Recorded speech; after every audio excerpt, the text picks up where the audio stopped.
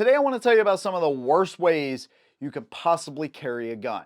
Now this is going to lead into an entire series of videos dedicated to really bad, sometimes ridiculous, and sometimes dangerous concealed carry items. These things are sold in abundance. Just Google concealed carry products or concealed carry holsters on Amazon, and you are going to come across a wide variety of different items that range from the really good to the really ridiculous, all on the same page. And so my hope is to help you navigate through some of that stuff, help you tread the murky waters of concealed carry products, and hopefully lead you in a better direction. So let me tell you about some of the worst ways I think that you can conceal carry. If you like what I do here, make sure you consider subscribing, where I do a lot of concealed carry videos right here on the channel to help you out.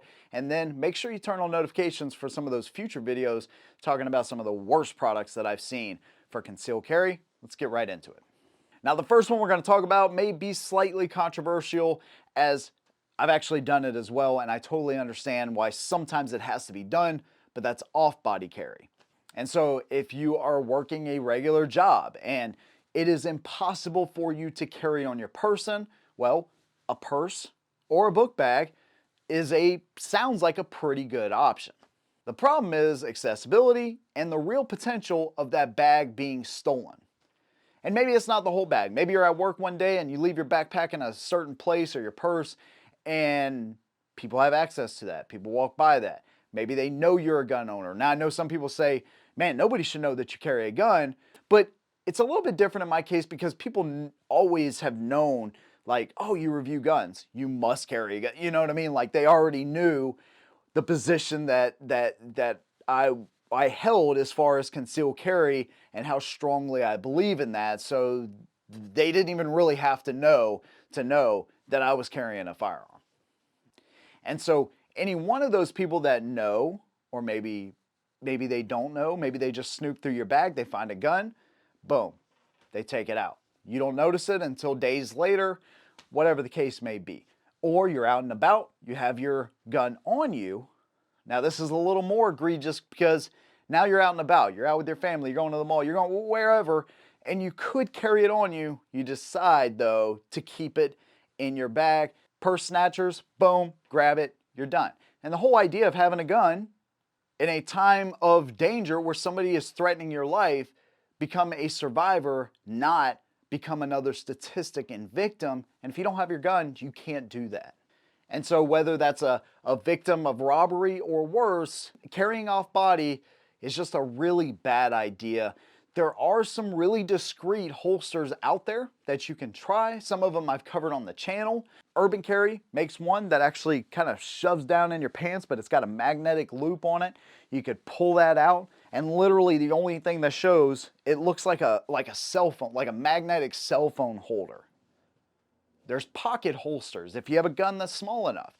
And the pocket holsters basically hide the outline of the gun. So there are ways that you can do this, be super discreet, and still have accessibility to your gun. The next way I'm going to talk about is one of the most dangerous. That is small of the back carry.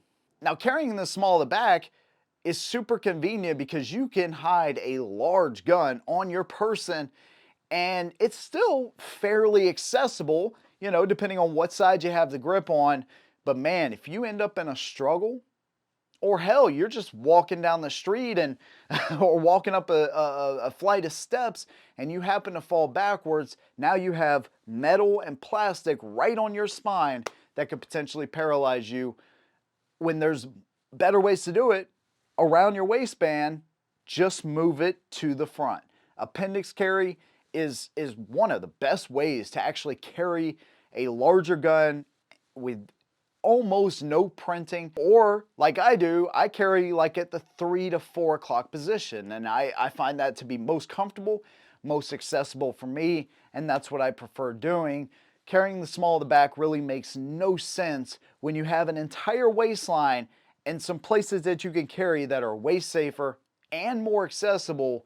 Just doesn't make sense to do really anymore. Now this is another way that I've actually carried in the past, and that's ankle carry. And hold up, before you start typing away saying, dude, you're a total hypocrite. You just made a video like months ago talking about how ankle carry is a real possibility as far as concealed carry. Yes, but not for primary concealed carry. So if this is a way that you are carrying a backup, that's one thing. Totally fine. I have no issue with that. But when it comes to primary concealed carry, again, accessibility, we want to be able to get to that. And being able to lift your leg up in time to be able to grab a gun out is really super inconvenient. Again, if it's a backup, that's a freebie, go for it, dude. But as your primary carry position, I would say no, stay away from the ankle. And as far as worst ways to carry a gun, that's all I have for you for today. Hold on, wait. I got one more I want to tell you about. All right, surely you've seen these little things right here. They are essentially little mini holsters. Look how cute it is. So it's just a trigger guard cover that is designed to snap over and protect the trigger guard, right? And then it has this cool piece of paracord, and so it's designed to be super minimal. And then what you do is you replace the back plate on the gun with the back plate that has an actual clip on it. So now you have the clip attached to the gun permanently. You put it in your pants, this obviously is on, and then you tie this to your belt loop, or if you're keeping it in a purse or whatever, you tie this off. So that way, whenever you draw out, boom, it comes off of the gun and it's ready to go. Now, let's play what ifs, because all of this is what ifs, right? We prepare for things that probably won't happen, but that's not our goal. Our goal is to prepare for things that could happen because, well, we know the world that we live in, right? And plus, it's our freaking right to do so. So, this right here is a horrible idea. Why the hell would you even want to carry like this?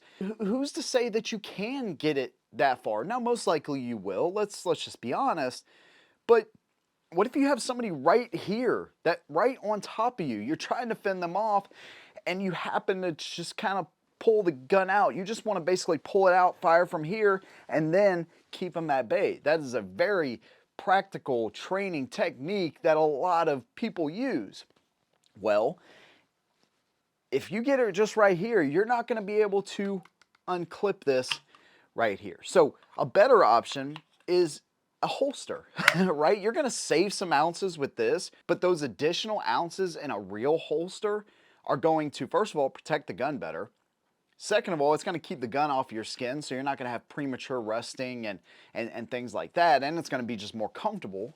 The clip is already attached to a regular style holster, like this right here. See, the clip is already on the holster itself, so you're going to save some ounces with this, but overall, this is just a terrible idea. You know, all I have to do really is just clear the holster with this gun, and then I can fire. You know what I mean? Like, there is no restriction with the paracord. This does not save enough, and quite honestly, I think it could potentially be dangerous. Not because it doesn't cover the trigger guard well enough, because it does, but because of this right here and the way it's designed to work. I want to hear from y'all. So I know there are some other concealed carry products out there. If you want to see me talk about those, get my opinion on them, leave those down below, man, in the comments section below. If you're new here and you like what I do, again, consider subscribing to the channel. And if you want to support what I do, Patreon and Utreon are two platforms that I am on heavily. Love to have you join over there. As little as $1 on Patreon for early access and all kinds of cool tiers over there, including a new logo that I made myself and I'm pretty proud of. Thank you guys, man. See you in the next one. And as always, hold them down.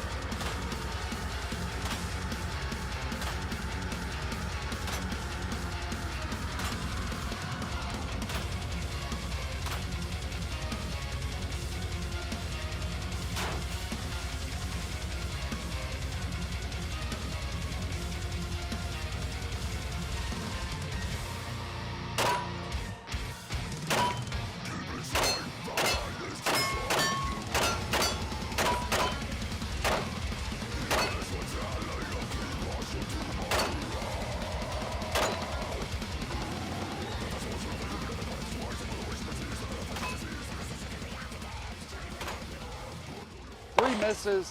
That penis target is just swinging away. Let's get the competitor and try that one.